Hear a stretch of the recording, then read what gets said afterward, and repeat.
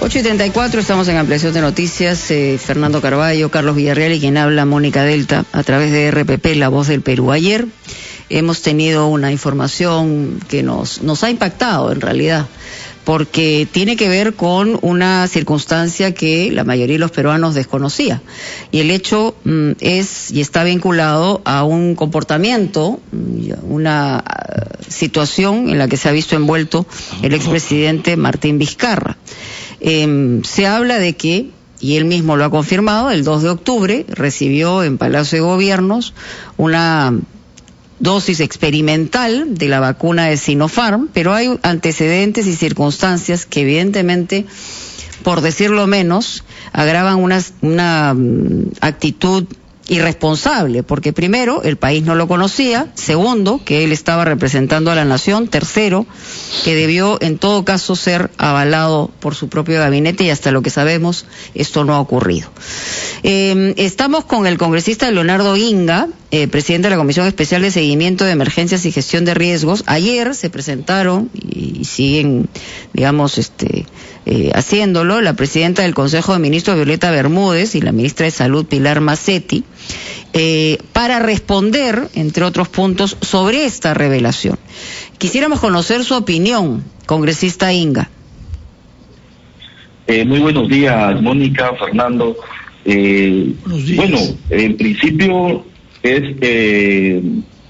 preocupante la situación que se ha visto manifiesta y ya confirmada por el expresidente de la República en virtud a todas las negociaciones que se venían dando para la adquisición de la vacuna durante el año pasado, y que se necesitaba tener pronto esta vacuna, pero sin embargo este hecho de que el expresidente haya participado, como dice él, en el tema de un ensayo clínico, o como dicen investigaciones periodísticas, que fue fuera del ensayo clínico. En principio hay que esclarecer eso, pero muy aparte de que se haya dado en una u otra condición que agrava más, si no se ha dado dentro del ensayo, es que el país se encontraba en un proceso de negociación. Mínimamente, por un tema ético, el presidente no debió participar, porque era justamente el quien representaba y encabezaba como presidente de la República las negociaciones del país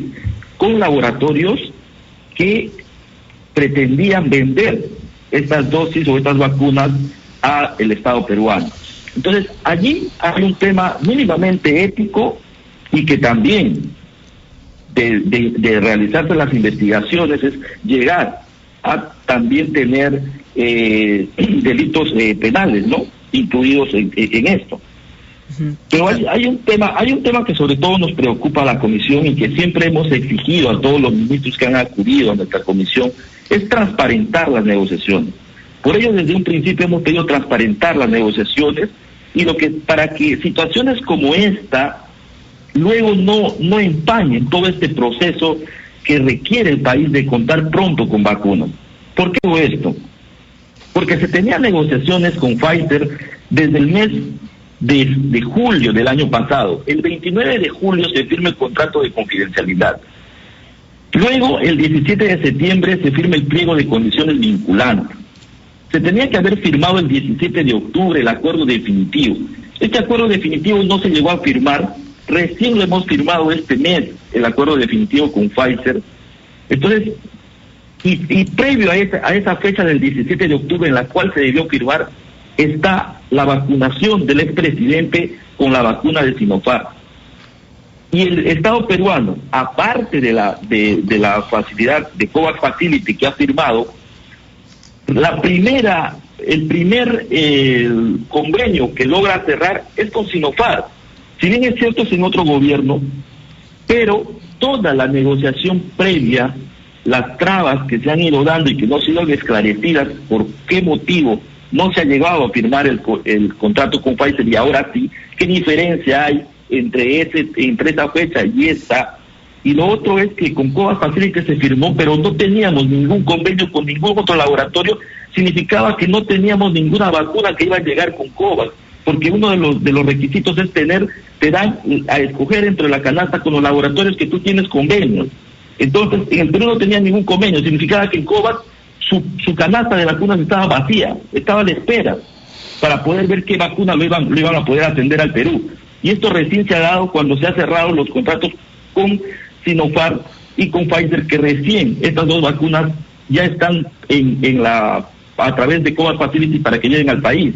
Entonces, esa es una preocupación que siempre hemos tenido y por eso es necesario transparentar las cosas como hemos visto y hemos dicho desde un inicio, porque, por ejemplo, tenemos ahora en el tema de la vacunación, hemos solicitado el padrón de los beneficiarios en esta primera etapa y hasta ahora no se nos hace llegar. O sea, necesitamos hechos que demuestren transparencia, justamente por eso. Y congresista, ¿qué opina de quienes defienden al expresidente Vizcarra y manifiestan en primer lugar que este era un tema de carácter personal, privado, que está protegido por el tema de la reserva?